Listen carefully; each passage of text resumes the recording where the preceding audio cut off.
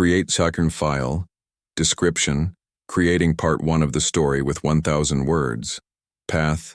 MNT. User data. Outputs. Human. In the alien. Kingdom. Part 1.docs. File. Text. Lily Adams stood frozen as she looked at the tall purple woman before her. The strange being had skin that glowed slightly in the dim light of the forest clearing. Her eyes were large and entirely gold with no white parts. Her face had a gentle shape, but there was nothing human about her. Lily had been hiking alone when a strange light appeared in the sky. Now she faced something from beyond Earth. The alien woman tilted her head and studied Lily with obvious curiosity. Lily noticed that the alien wore something like clothes, but they seemed to shift colors as she moved. Fabric or whatever it was rippled like water. I mean you no harm. Human female, said the alien, her voice melodic and clear in Lily's head, though her mouth did not move. Lily swallowed hard. How can I understand you? We have ways to speak directly to your mind. The alien gestured to a small device on her wrist. My name is Nalara. I am from the Zynthian Kingdom. I have been sent to make first contact with your species. Lily tried to process what was happening.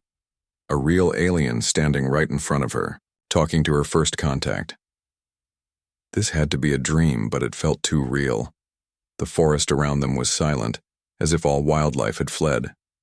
The only sound was Lily's own rapid breathing. Why, me asked? Lily, the choice was random, explained Nalara. We observed. Many humans before deciding to approach you were alone and seemed calm. That is all, and what do you want to invite you? Nalara extended a hand with 6 long fingers. To visit our world. Learn about us. Let us learn about you. You would be the first human to see our kingdom. Lily stared at the offered hand. Go to an alien world. Just like that. Leave Earth behind. I promise your safety, continued Nalara. You will return if you wish. Our queen is eager to meet a human female. Many of our kind are curious about your species. Your visit would help build understanding between our worlds. Something about Nalara's voice, her presence felt trustworthy despite how strange this all was. Lily had always dreamed of something extraordinary happening in her ordinary life. Here it was. The adventure of a lifetime. How long would I be gone? As long as you wish to stay, days, weeks. The journey itself is quick with our technology. Lily thought of her small apartment, her job at the coffee shop, her few friends who would hardly notice her absence. There was nothing truly holding her here. I want to go, said Lily, surprising herself with her boldness. Nalara made a sound like gentle bells. She seemed pleased. You are brave. Lily Adams. Braver than many of your kind. The journey to the alien ship was a blur. Lily remembered walking through the forest following Nalara to a clearing where a silver craft waited. It was smaller than Lily expected, smooth and shaped like a teardrop. There were no visible doors or windows yet. A section simply melted away when Nalara approached. The inside of the ship was comfortable with curved walls and soft lighting. There were no hard edges anywhere. Everything flowed into everything else. 2 other aliens similar to Nalara, but with different colored skin, greeted them with curious looks. This is Mila and Vera, explained Nalara. They will help prepare you for the journey, the preparation involved. Lily, changing into a comfortable garment made of the same flowing material, the aliens, wore it adjusted to her body perfectly, keeping her at the ideal temperature. The aliens offered her a drink that tasted like honey and mint. Nalara explained it would help her body adjust to the journey. The flight itself was both shorter and stranger than Lily expected.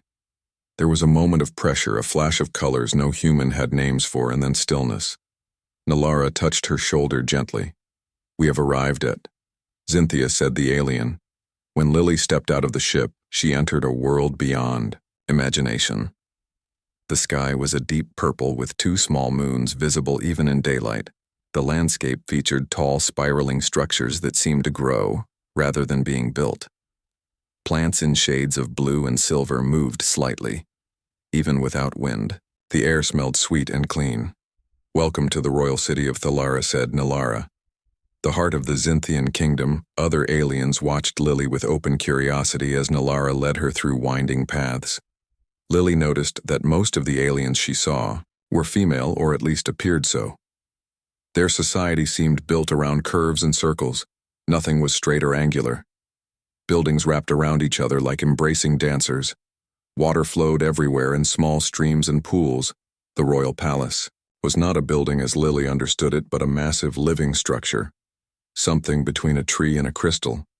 It pulsed with subtle light that seemed to respond to those who approached it. "The queen waits within," said Nalara, inside the living palace. Lily was brought to a large open chamber filled with floating lights. The Queen of Zynthia sat upon a throne that grew from the floor itself. She was taller than the others, her skin a deeper purple, her eyes containing flecks of silver alongside. "Gold, the human female, has arrived," announced Nalara with a small bow queen. Zorana rose with fluid grace. Her presence filled the room. She approached Lily without hesitation, studying her with intense interest. "So this is what humans look like," said the queen, her mental voice stronger than Nalara's. "You are smaller than I expected, softer. But I sense strength in you, Lily."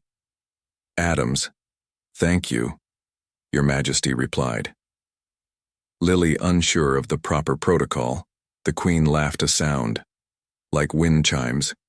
Your customs are different from ours. Here we do not use such formal titles.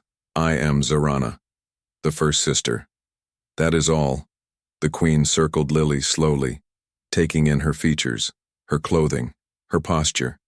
Lily felt exposed, but not threatened. There was only curiosity.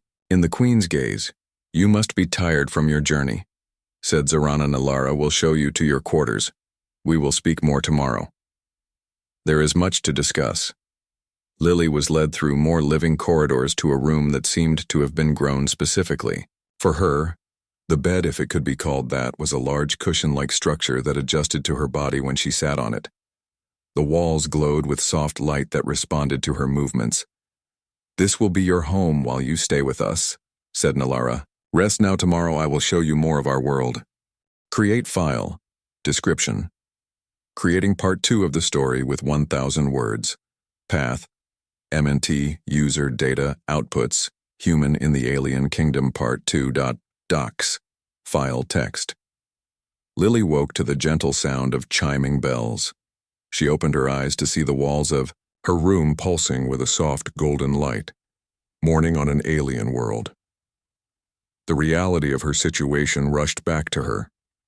She, Lily Adams from Earth, was now on Zynthia in the royal city of Thalara. She sat up feeling surprisingly refreshed. The bed had provided the best sleep she could remember. A section of the wall rippled and Nalara stepped through. Her purple skin seemed to shimmer in the morning light. "Did you rest well?" asked the alien, her mental voice. "Gentle. Better than I have in years," admitted Lily. "Everything here is so different," finished Nalara with what seemed like a smile, though her mouth did not move the same way a human's would, yet perhaps not so different. "Come. The first sister wishes to speak with you after you have eaten." Breakfast was served in a garden terrace overlooking the city. The food was unlike anything on Earth. Fruits that changed flavor with each bite, a warm beverage that seemed to energize her entire body. Lily ate while watching the Zynthians move about their day below. The city was fully awake now, with aliens going about their business. Some rode on creatures that looked like a cross between birds and deer. Others floated on small platforms that hovered above the ground. Their technology was seamlessly integrated with nature. Lily could hardly tell where buildings ended and plants began. Everything seemed alive, responsive, intelligent. After eating, Nalara led Lily back to the throne room where Queen Zorana waited. She was not alone. Several other Zynthians stood with her, each with slight variations in height, skin tone, and the patterns that occasionally rippled across their skin. "These are the Council of Sisters," explained Nalara. "The leaders of our different knowledge domains." Zorana gestured for Lily to approach. "The human has rested and is ready to learn." The next hours were filled with questions from each council member. They wanted to know about Earth, its countries, its governments, its technologies, its problems. Lily did her best to explain the complexities of human society, aware that she was representing her entire species. She described democracies and dictatorships, wars and peace treaties, renewable energy and pollution, smartphones, and the internet. She talked about climate, change, poverty, inequality, and the efforts to solve these problems. The Xinthians listened with great interest, occasionally conferring among themselves in musical tones that Lily could not understand. Finally, Zarana raised a hand to end the questions. You have given us much to consider. Lily Adams said the Queen Earth seems both primitive and advanced in different ways. You create remarkable technologies, yet use them in ways that harm your world and each other. Lily could not argue with this assessment. It was painfully accurate. Now, said Zarana, it is our turn to share. We will show you Xinthia, not just the city, but our way of life, our history, our knowledge. Perhaps there are things your people could learn from us. One of the council members stepped forward. Her skin was a lighter shade of purple, almost lavender. I am Kalara, Guardian of Knowledge, said the alien. You will come with me first. Nalara accompanied Lily and Kalara to what the Xinthians called the memory pool, a vast circular chamber. Deep within the living palace at its center was a pool of silvery liquid that glowed with inner light. This contains the collected memories and knowledge of our species. For the past 10,000 years, explained Kalara, every Xinthian contributes their most important memories and discoveries here before death. Nothing is lost. Kalara guided Lily to the edge of the pool. Touch the surface and think of what you wish to know. Lily hesitated, then dipped her fingers into the cool liquid. Immediately, images flooded her mind. She saw the history of Xinthia played out before her. The early days when the Xinthians were more primitive, their discovery of how to communicate with plants and animals, their development of living technology, their first ventures into space, their encounters with other alien species, their long debate about whether to contact humans. It was overwhelming, beautiful, terrifying. She pulled her hand away, gasping. Too much at once, said Nalara, steadying her. Most begin with simple questions, specific knowledge. The full history is too vast for a single experience. Lily tried again, this time focusing on a single question. How did the Xinthian society become primarily female-led? The answer came in a series of vivid images. A natural disaster long ago. A disease that affected males more severely than females. The gradual evolution of their species. The development of specialized roles. The creation of the male sanctuaries, where the fewer males lived, lives dedicated to art, philosophy, and spiritual practices. When she withdrew her hand this time, Lily felt she understood Xinthian society better.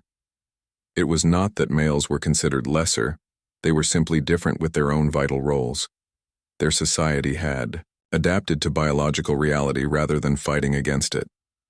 Next, they visited what Nalara called the growing fields, where Xinthian food and materials were cultivated. Massive gardens spread across the valley outside the city. Plants of all descriptions grew in careful arrangements. Some provided food, others materials for building or clothing, others medicines. A group of Xinthians moved among the plants, singing to them. Our plants respond to sound and emotion, explained Nalara. They grow stronger and healthier when we sing to them, when we care for them with love. Lily watched as a Xinthian placed her hands on a large silver-leafed plant. The plant responded by unfurling new growth right before her eyes. Can I try? Asked Lily. Nalara guided her to a small blue-flowered plant. Place your hands gently on the stem and think kind thoughts toward it. Feel gratitude for its existence. Create file, description dir. Creating part 3 of the story with 1,000 words. Path, MNT, user data, outputs, human, in the alien kingdom, part 3, docs. File, text. Lily placed her hands on the stem of the small blue plant as Nalara had instructed. She closed her eyes and thought of gratitude. She imagined the plant growing strong and beautiful. She felt a strange tingling in her fingertips. When she opened her eyes, the plant had indeed grown taller. 2 new buds had appeared. "It responded to you," said Nalara with evident surprise. "Most off-worlders cannot connect with our flora so easily. You have a gift, Lily Adams," throughout that day. And the next Lily was shown more wonders of Xinthian society. She visited the learning centers where young Xinthians gathered knowledge not from books or screens but from direct mental connections with teacher guides. She observed their art, which changed and moved responding to the emotions of viewers. She witnessed their justice system where conflicts were resolved through shared mind experiences, allowing each party to literally feel what the other had felt. Each night she returned to her quarters exhausted but exhilarated. Nalara remained her constant companion, explaining, translating, guiding. Their connection grew stronger. Lily found herself looking forward to Nalara's arrival each morning, feeling a twinge of sadness when they parted each evening. On the 4th day, Nalara took her to the edge of the city, where the carefully tended gardens gave way to wild forests. "Today we go beyond the city," said Nalara. "There are things you should see, creatures you should meet." They rode on the back of a gentle beast called a thela. It resembled an earth deer, but with 6 legs and iridescent fur. It moved with incredible grace, carrying them deep into the forest. The trees here were enormous, with trunks wider than houses and branches that intertwined to form a canopy, hundreds of feet above. The deeper they went, the more life Lily saw strange. Animals watched them from behind leaves. Birds with multiple wings flew in complex patterns overhead. Small glowing creatures drifted through the air like living sparks. "We Xinthians believe that all life is connected," explained Nalara as they rode. "Every creature, every plant, every rock even has its place in the great web. All deserve respect." They stopped in a clearing beside a small pond. The water was so clear Lily could see all the way to the bottom, where crystals glowed with inner light. Nalara helped her down from the Thelawatch, said the alien, gesturing toward the water. As Lily watched, creatures began to emerge from the forest. They came to drink fish like beings with legs, furry things with long snouts, birds that walked on 2 legs rather than flying. "All moved together peacefully, sharing the water on Earth," said Lily. "Many of these would be predator and prey. They would not drink together." Nalara made the chiming sound that Lily now recognized as laughter. "Here they understand. Balance. The predators take only what they need when they need it. They do not kill for sport or excess.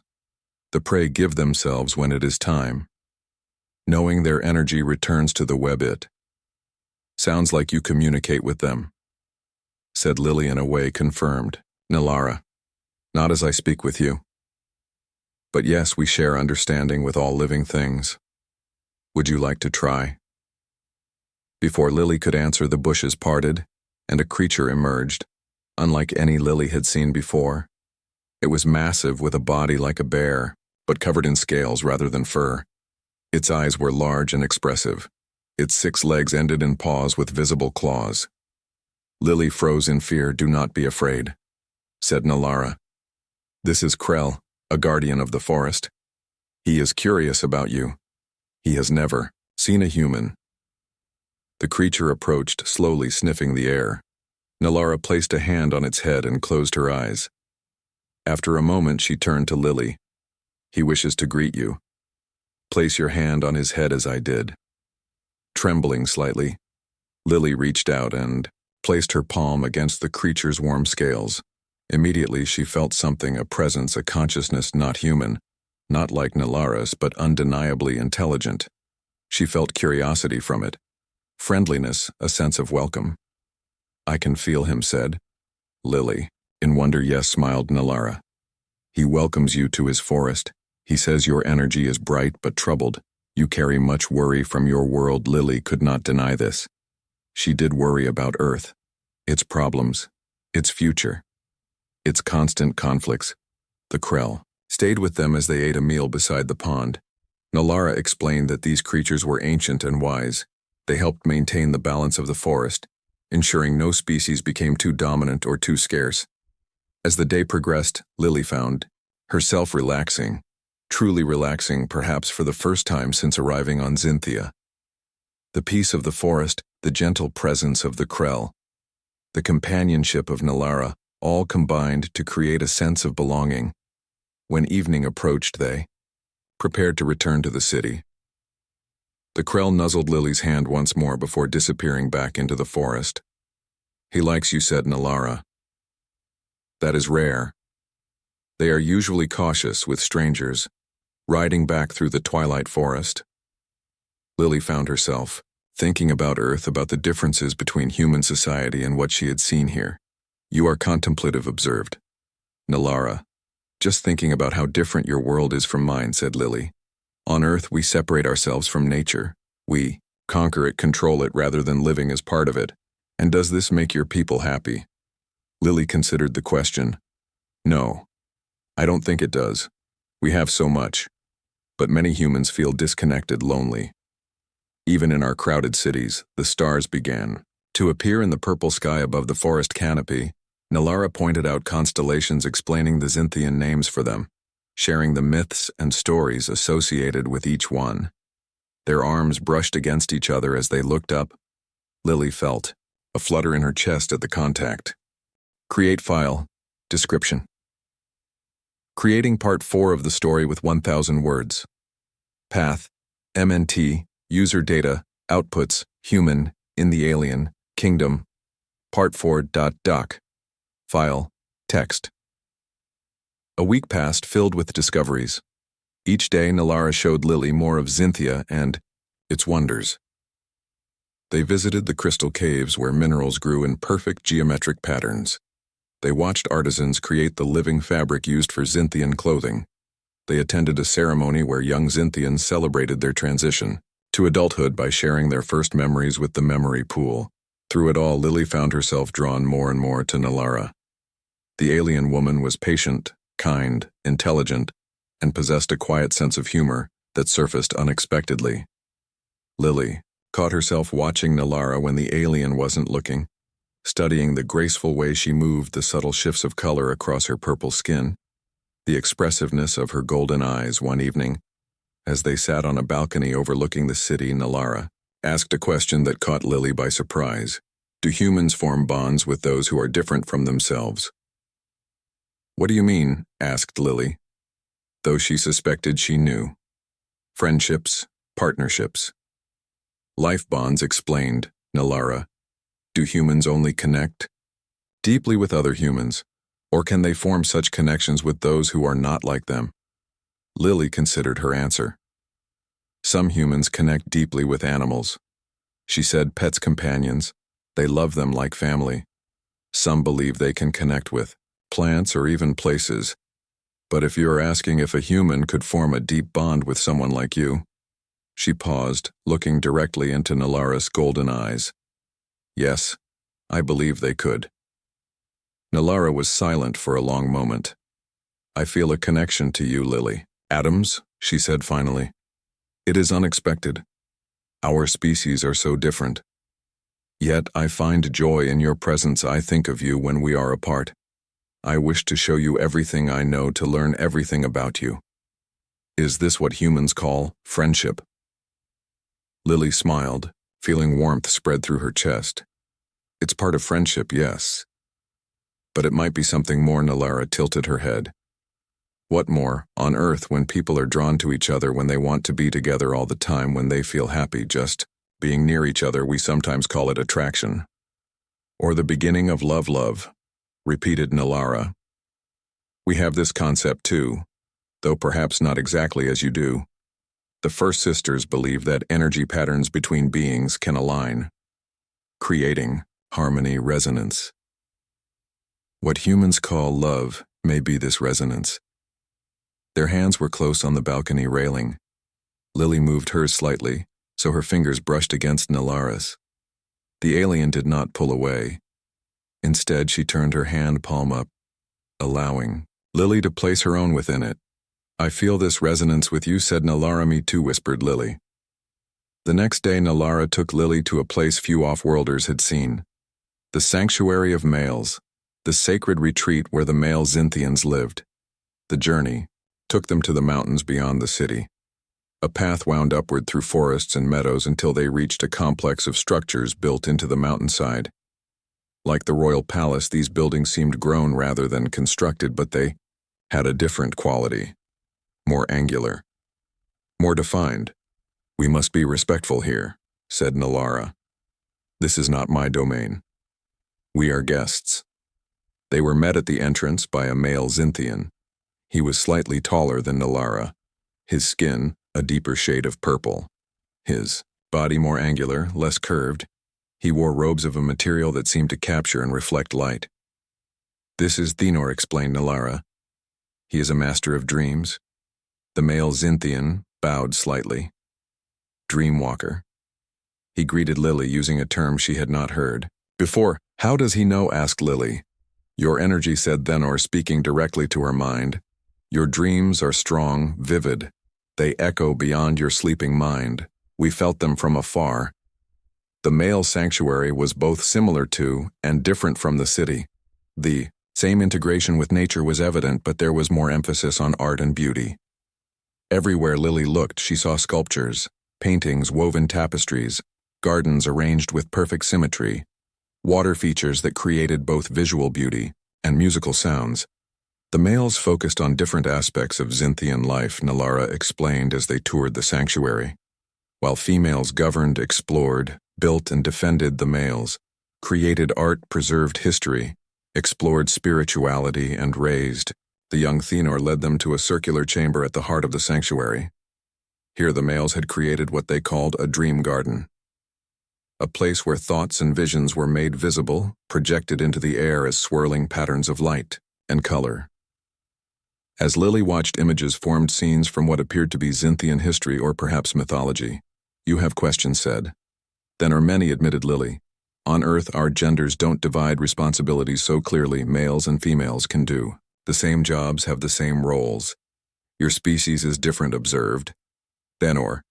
"Neither approach is wrong, merely adapted to different needs. Our biology guides us, but does not limit us. Any Xinthian may choose their path. Some females join us here. Some males choose to live in the cities. The division is tradition more than requirement." He turned to Nalara. "I sense the bond forming between you," he said. "It is unexpected but not unwelcome. The Council of Brothers has been discussing the possibility of deeper connections with humans. We believe such bonds could benefit both our worlds." Nalara seemed embarrassed if Lily was interpreting her color changes correctly. "It is new," she said. "We are still learning each other." "Learning is the beginning of wisdom," replied Thenor. "We would offer a gift to you both, the dream sharing." "If you are willing," Nalara explained that dream sharing was a sacred ritual among Xinthians, a way to experience each other's thoughts, feelings, and memories directly. It created understanding beyond what could be achieved through words. Create soft file. Description. Creating part 5 of the story with 1,000 words. Path. MNT user data outputs. Human in the alien. Kingdom. Part 5. Docs. File SOI text. Lily and Nalara sat facing each other in the dream garden. Thenor and 2 other male Xinthians stood in a triangle around them, their hands raised, palms facing inward. The air between them seemed to thicken, to shimmer with potential. "This ritual is not undertaken lightly," explained Thenor. "To share dreams is to share souls. What is seen cannot be unseen. What is felt cannot be unfelt." "Are you both certain?" Lily looked at Nalara. The alien woman met her gaze steadily. "I am certain," said Nalara. Lily took a deep breath. "I am too," she said. The male Xinthians began to sing, their voices harmonizing in ways no human choir could achieve. The air around Lily and Nalara began to glow, forming a cocoon of light that surrounded them. "Place your hands together," instructed Thenor. "Close your eyes. Open your minds." Lily reached out, her hands, palms up. Nalara placed her 6-fingered hands upon them. The touch was warm, electric. Lily closed her eyes. At first there was darkness. Then slowly images began to form. Not before her eyes, but within her mind. She was seeing through Nalara's memories, experiencing Her life. She felt what it was like to be born a Xinthian, to emerge into consciousness already connected to the minds around her, never knowing the isolation that humans experienced from birth. She felt the joy of Nalara's first steps, her first words, spoken not with voice but with mind. She experienced Nalara's education, her training as a diplomat, her selection for the first contact mission. She felt Nalara's nervousness before meeting Lily, her curiosity, her growing fascination. Then she was sharing Nalara's current feelings, the warmth the alien felt in Lily's presence, the confusion at emotions never before experienced, the hope for something new and wonderful, the fear of rejection, the growing affection that might indeed be what humans called love. As these revelations washed through her, Lily knew that Nalara was experiencing her memories too. Her childhood, her struggles, her small triumphs and failures, her loneliness in a crowded world, her search for meaning, her instant attraction to Nalara. They floated together in a sea of shared consciousness, neither fully Lily nor fully Nalara, but something in between, something new. When they opened their eyes, the light cocoon was gone. The male Xinthians had withdrawn, leaving them alone in the dream garden. Lily found her cheeks wet with tears. Nalara too seemed moved, her skin pulsing with colors Lily had never seen before. "I understand now," said Nalara softly. "Me too," whispered Lily. They returned to the royal city the next day, walking in comfortable silence, each processing what they had shared. Sometimes their hands would brush together and they would exchange glances filled with new understanding. Queen Zarana summoned them upon their return. She seemed to sense the change between them immediately. "You have shared dreams," she stated. "It shows in your energy patterns." "Yes, Zarana," said Lily. "At the male sanctuary," the queen nodded. "It is good. Such bridges between different beings strengthen us all." She paused, studying them. "Both now. Lily Adams of Earth, we must discuss your future. Your time with us has been valuable. You have learned much of our ways. We have learned of yours through you. But soon you must decide whether to return to Earth or to stay longer among us, perhaps as our official ambassador, the first human to formally represent your world to ours." Lily had not expected this. Such a responsibility, such an opportunity. "I would need to return to Earth first," she said, "at least briefly, to put my affairs in order, to explain." "To prepare, of course," agreed Zarana. "We would not ask you to abandon your world completely, only to serve as a bridge between us. You could travel between Earth and Xinthia, as needed." Lily looked at Nalara. "Would you come with me, Farsi, to Earth? To see my world as I have seen yours, I would be honored," said Nalara. "Though I must warn you, I may find your world as strange as you found mine." The queen seemed pleased by this exchange. "Our scientists have prepared a communication device," she said. "One that will allow contact between our worlds regardless of distance. Nalara will show you how it functions. You may use it to contact us when you have made your decision." That evening, Lily and Nalara walked through the gardens of the royal palace. The twin moons of Xinthia hung low in the sky, casting everything in silver light. "I will miss this place," said Lily. "It feels more like home than anywhere I've been." "You have made an impression here," said Nalara. "The first human to walk among us, the first to share dreams with a Xinthian, the first to connect with our plants, our animals, our people. You will always be welcome on Xinthia. And you will always be welcome in my life," said Lily, feeling suddenly bold. "No matter where I am."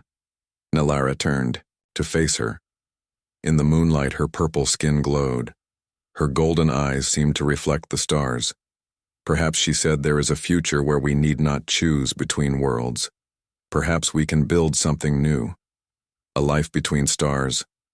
Lily reached up, touching Nalara's face, gently tracing the curve of her cheek. "I'd like that," she whispered. Their farewell was not sad, but hopeful. The entire royal court gathered to see Lily off.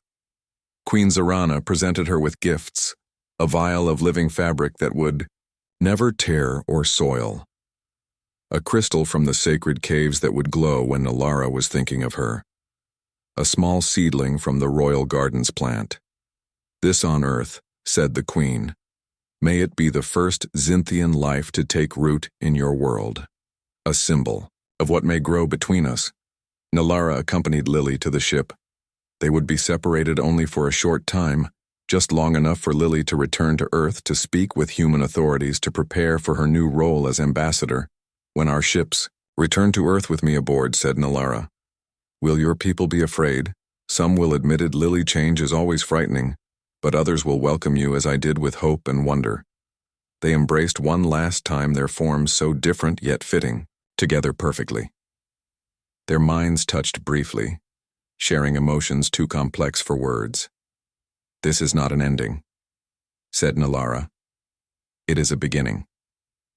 The journey back to Earth seemed faster than the journey to Xinthia.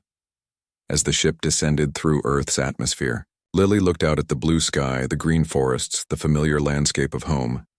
It seemed both foreign and precious.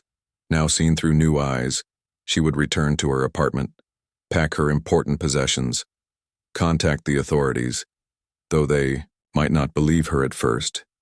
Then she would wait for Nalara's return for the next chapter in their story, for the beginning of something never before seen on Earth or Xinthia, a bridge between worlds, a first step of love. As the ship landed in the same forest clearing where she had first met Nalara, Lily felt not fear but anticipation. The universe had opened before her, revealing wonders beyond imagination. And somewhere among the stars, Nalara waited. Their connection, a promise of things to come.